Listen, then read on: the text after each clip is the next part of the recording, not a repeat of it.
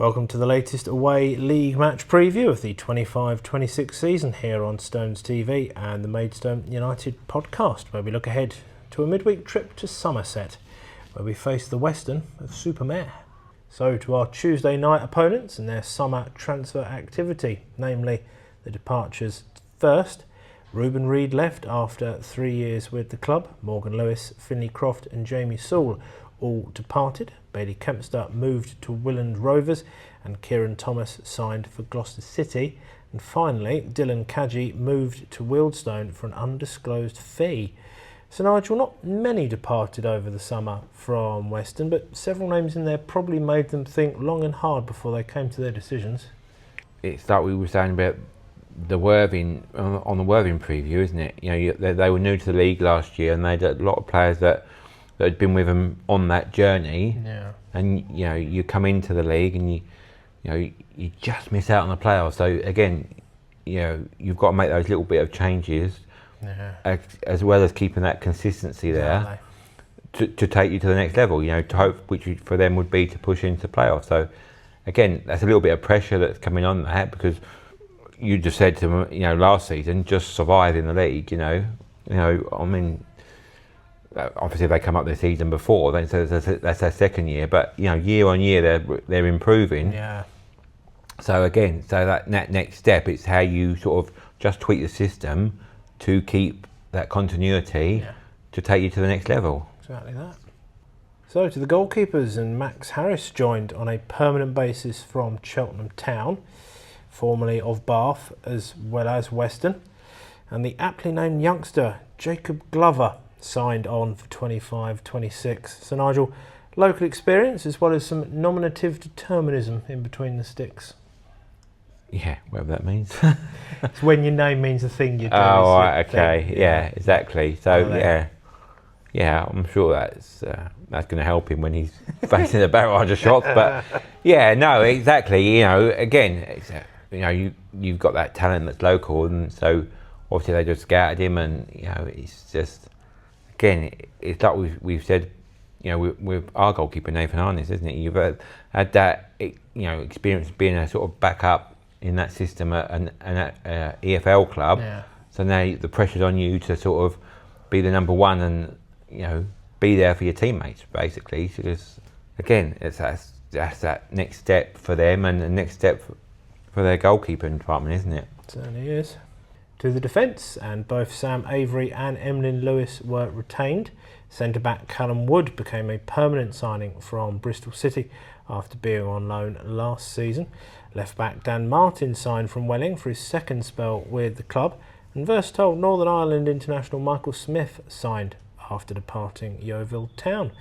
So Nigel, was a number of defenders have got previous experience with the club, and that seems to be, as you mentioned, that continuity word.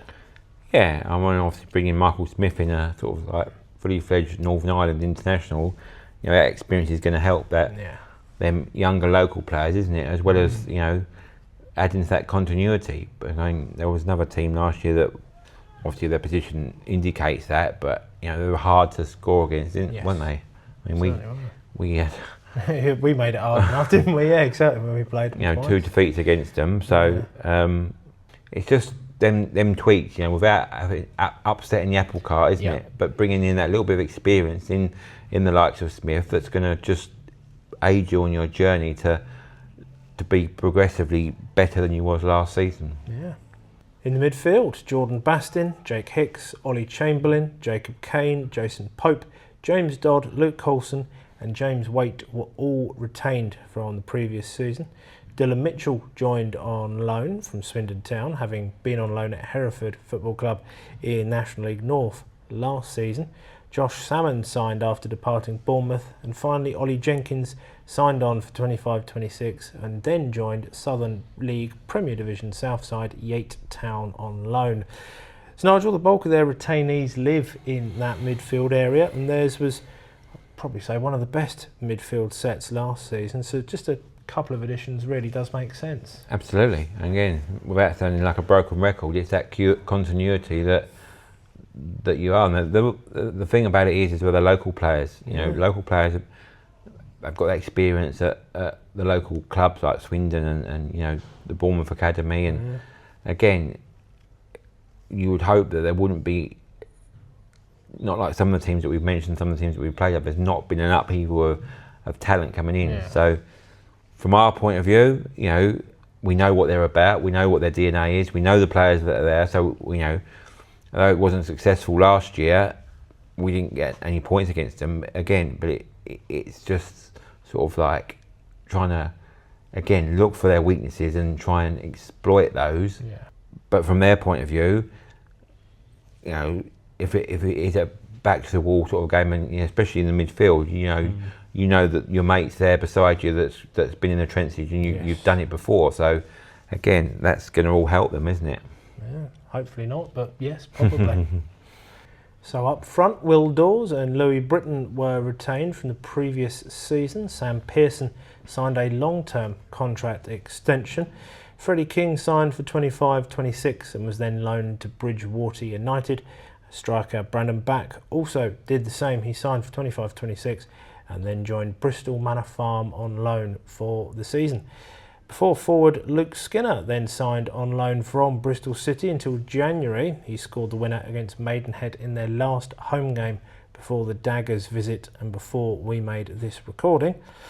So some prolific and familiar names in their forward line there, Nigel, and Luke Skinner, another one sort of like Patrick Casey in a sense of being quite well spoken about and sought after at this level. Yeah, exactly. And again, you know, that's your talent, isn't it, coming in there, and your scouting network coming to fruition. And these EFL clubs, they like to sort of like keep them local, but trust, you know, that they're going to develop their players. Yeah. You know, they're not just going to just put them out on loan for the sake of it. It's got to be beneficial to both parties. So again, that's just credit to the management staff down there. You know, these EFL clubs trust them, and you know, from their point of view, they're going to hope that it's going to be a win-win situation. Exactly, and adding someone like Skinner alongside Pearson, who we saw firsthand last season, you know, could be one of those. I know we've not done any wider league previews as such, but possibly a name, Pearson, you could see as a top division scorer perhaps come April, May? Could be, yeah, exactly. I mean, you know, he's very much, you know, knows the level, doesn't he? And that's a big part of it. So again, you know, there's no sort of real standout player. I think, you know, a lot of the talent, you know, as happens in the food chain, moves on up the leagues. Yeah. So it's who's going to step up and sort of like fill that void, you know, and someone will, and you know, someone like Pearson, you know, could be an ideal candidate. So in terms of form, last season in National League South, the Weston-super-Mare finished in 8th place, spending the end of the season trying to chase down the Stones for that elusive final playoff spot. Their pre-season fixtures this time around included home games against Exeter City, Newport County and Yeovil Town. 3 wins, 4 defeats, scored 9, conceded 14. They opened at Hornchurch with a 3-2 defeat before further trips to Chippenham with a 2-1 win and Farnborough with a 3-1 win. Their home games so far have been against Chelmsford, which was a goalless draw, know the feeling fam, and a Maidenhead 1-0 win against Maidenhead, I should say. 10 points from 15 before they hosted the Daggers on Saturday, which was played before we recorded this episode. So Nigel, how do you rate their chances this season? Can they make it into the playoffs this time round, perhaps? Again, they're in that mix, aren't they? You know, them teams that are there knocking on the door. You know, they've certainly kept a core of their squad.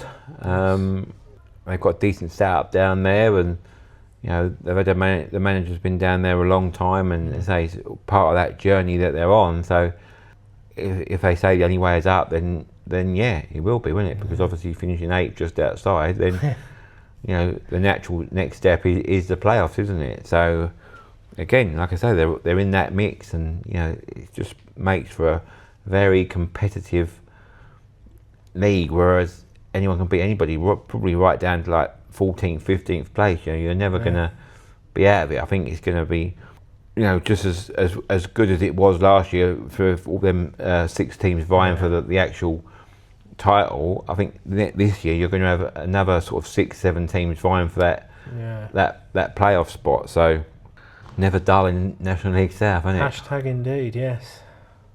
So the previous matches between the two sides, the Stones had won 3 of the last 4 games in this fixture before last season, when Weston became the only side to complete a double over the Stones last season. 1-0 win here at the Gallagher before a big 3-0 win put a brief spanner in the Stones' playoff plans. I think I described it rather differently back in April from memory. Go back and listen to one of those if you want a horrific driving metaphor in your ears again.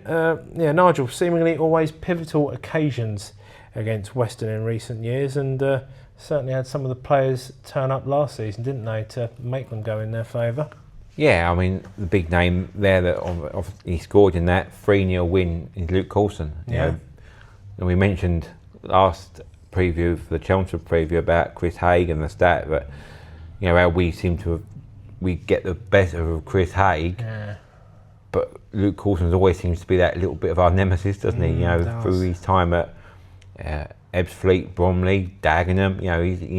He's very. I know he's down the West Country now. He's beaten us there. Exactly. And he's just one of those players that I think he likes that little bit of banter as well with the away fans and or the opposition fans, should I say? And he's a talented player, isn't he?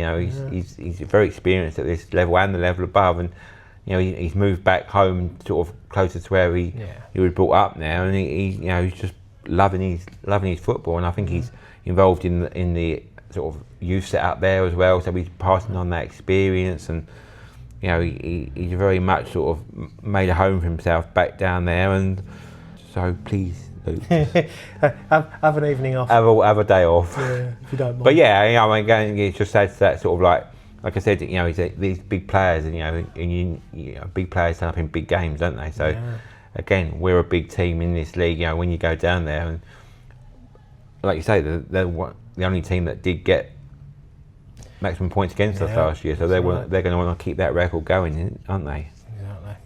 So remember, if you can't make it to the game on Tuesday, be sure to tune in to Chris and Darren from 7:30 on Stones Live. You'll see them on the hot take and then hear them on the highlights once they go online.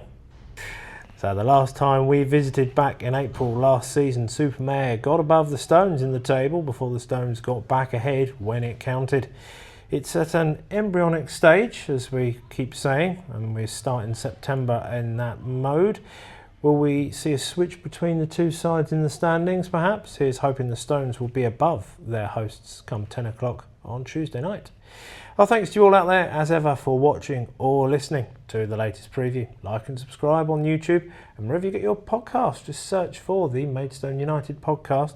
See or hear you for our next preview ahead of another league home game against another newly promoted side in Horsham. And as always, come on you Stones!